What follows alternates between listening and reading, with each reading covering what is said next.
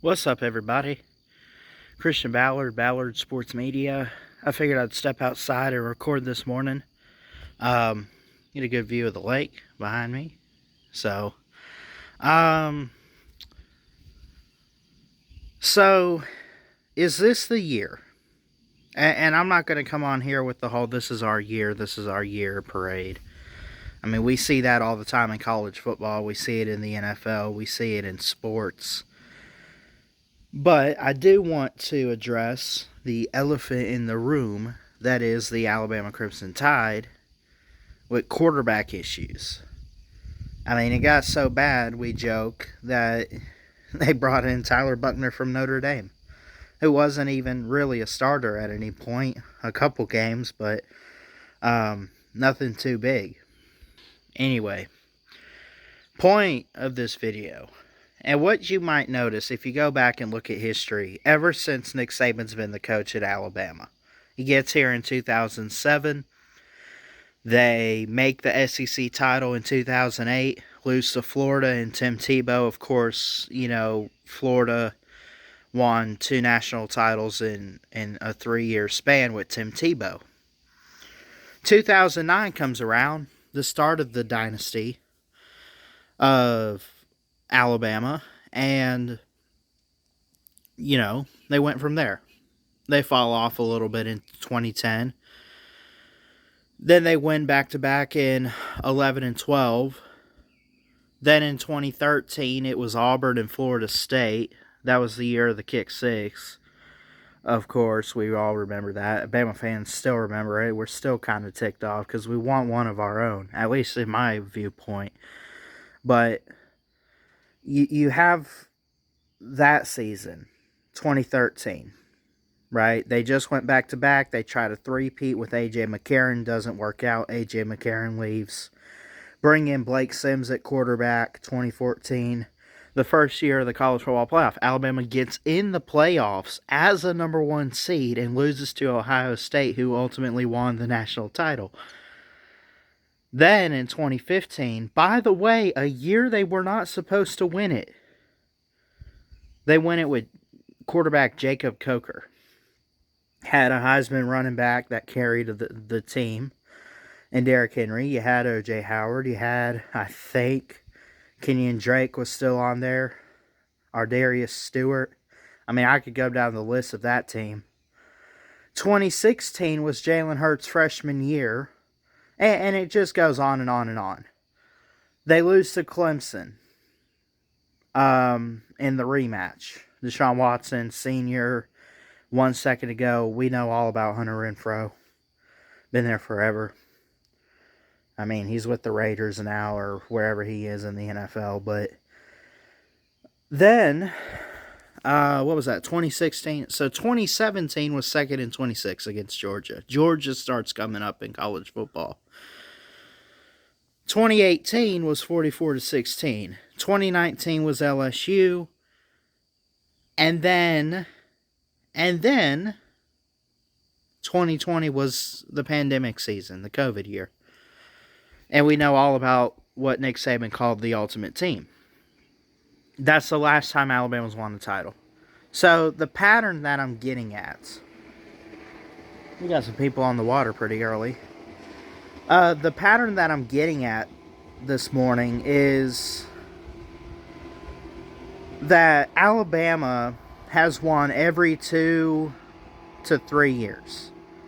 And I think Kirk Herbstreit makes a good point the other day when he picked Alabama to win the title. I'm not saying him picking Alabama was like, yes, finally, and this isn't a, we're Alabama, this is what we do. Anything could fail this year, especially with the quarterback situation that is looming in Tuscaloosa. But what I'll say is Nick Saban took a guy in Jake Coker, took a guy in Mac Jones, took a guy like Greg McElroy wasn't much of a quarterback. I mean, he's one of my favorites to watch. I thought he was entertaining and I thought he was good, but he was still just your average Joe. A.J. McCarron went back-to-back. The defenses were built up for 2011, 2012. I think the defense will be pretty solid this year. And no matter who's at quarterback, yes, it worries me, but we have some talent at wide receiver. You know, Jermaine Burton comes back. Nobody's talking about that. Malik Benson is this JUCO 4-star receiver that we've brought in. No one's talking about that. No one's talking about what Alabama has. They're talking about what they don't have. Oh, you lost Will Anderson. You lost Bryce Young. You lost Henry To'oTo'o. You lost... who else did we lose this year? Crap. Y'all get it. I mean, there's just a narrative of what they don't have instead of what they do have. And besides, I'll say this. The play calling under Bill O'Brien was atrocious. The play calling under Pete Golding, the coaching of Pete Golding on defense, atrocious. It was garbage. It wasn't up to Alabama standard. Tommy Rees comes in, Kevin Steele. Kevin Steele's been in Tuscaloosa before. Go back to 2007, 2008. Then he was at Auburn. Or maybe he was somewhere else. I know he went to Auburn and Miami at some points in his career. He worked with Gus Malzahn. Had some good defenses under that coaching too. We got the coordinators. I believe in these coordinators. It looked great in the spring game. Only thing about the spring game is the fact that the quarterbacks look shaky. And I really think people are making it out worse than it is. I think the offensive line is going to be key. If the offensive line can stay healthy, if it can build, and if it can be consistent, that is going to help the quarterback in the pocket. That is what's going to help, because one thing leads to another in college football. It's a domino effect, right? We've talked about it before. If the O-line's blocking and no pressure's in your face because of a good offensive line blocking, you have more time in the pocket as a quarterback. And if you can throw the ball with more time, you can probably find a wide open receiver who can make big plays downfield. It'll get you in the end zone. You get into the end zone, you score. You add points on the board, and you ultimately win football games. I'm not saying it's given to us. In football, it's not given to anybody. You got to put the work in. But I am saying that I believe in this year's team. I know that I've kind of come out with criticism and I've had some negativity around other Alabama fans. But the truth of it is, man, I look back at Jake Coker. I look back at Mac Jones. I look back at A.J. McCarron. I don't remember where those guys were ranked. I don't even think a guy like Mac Jones was a 3-star. Jacob Coker, gosh, I don't know where he was, but it was pretty low there. A.J. McCarron, he wasn't your, like, he would not survive today's college football, having to throw the ball all the time. So, you look at a 4-star in Jalen Milroe, you look at a 5-star in Ty Simpson. What makes you think that Nick Saban can't take those guys and make some money this year? Not saying make money off them, but you get what I'm saying. Like, why can't he take those guys? I mean, they were saying a few years ago, coming out of high school, Jalen Milroe was elite. Which I said, slow your roll, I need to see it first, and I haven't seen it. Ty Simpson is a 5-star. Tyler Buckner, I think, was a 4-star. But someone can let me know. I don't remember what he was when he got to Notre Dame. I don't even know if he's that good. I've watched a little bit of his highlights, and I'm not too impressed, but point being of this video, I think Alabama's going to be okay. I think they'll be good. I think we just got to trust Coach Saban in the process and ultimately the quarterback decision that he's going to make. Who do I think it's going to be? I have a feeling he's going to start off with Jalen Milroe. But circle that second week game. I think Texas is no pushover. What's it on, the 9th or the 10th? I think the 9th of September, week 2. They're no pushover team. It is in Tuscaloosa. It was 20-19 last year. And that's a game where the quarterback play will be key. Could Alabama lose that? It is a night game in Tuscaloosa. They could lose, but they also could pull it off. And I'm not saying that's going to define the season, but if they go out, like if they put 45 points up on Texas, who's supposed to bring back a couple guys on defense, I mean, this is a team that held them to only 20 last year, held Bryce Young to 20 points last year.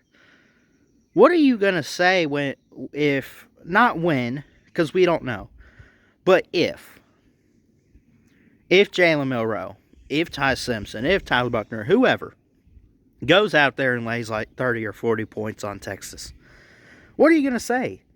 Oh, well, that's just Texas. Texas is supposed to win the Big 12 this year. I've seen a couple experts out there where they got Texas making the CFP. I don't know if I agree fully with that. I agree about them possibly winning the conference. But we'll see. That's going to be the game. I don't think it's going to be defined by game 1 because it's Middle Tennessee. I think anybody could go out there and lay 50 points. I mean, especially Alabama. If Alabama can't even score 30 on them, we're hopeless. But it'd be great if we went out there and, scored about 50 on Middle Tennessee. And then Alabama turns around week 2 and manhandles Texas. And they got to go on the road to USF and come back, play Ole Miss or something like that. But it's not an easy schedule. It's doable. Like I said in my preview video, 11-1 at most. We are not going 12-0. We will drop a game. You never predict 12-0. I didn't even do that for Georgia. I gave them a loss to Tennessee. I gave Alabama their loss to Auburn and Hugh Freeze in year 1 of him. We'll see. It's going to be a fun season to watch. You take it one play at a time if you're the quarterback. You listen to your coordinator, and I believe these guys will. And I'm going to trust Coach Saban to make the decision that he makes. So this point of this video is this negativity of, Alabama went out to get this quarterback because these guys didn't look good in the spring and they look like garbage. Maybe Nick Saban wants to use it as motivation. He's not throwing these guys away. It's still competition as we speak today. But we'll see. I don't know, man. I don't know who it's going to be. But I'm looking forward to the season. I'm looking forward to the season. I think we're just about 2 months away from week 0 at the end of August. Actually, just over 2 months, but we're getting closer. I can feel it, man. So, anyway, don't forget, catch me in the finals of LouTube Talent tomorrow on Monday. And, go vote. And we'll get more content out very, very soon. More team previews coming your way this week as well. So, I love y'all. Y'all have a good day.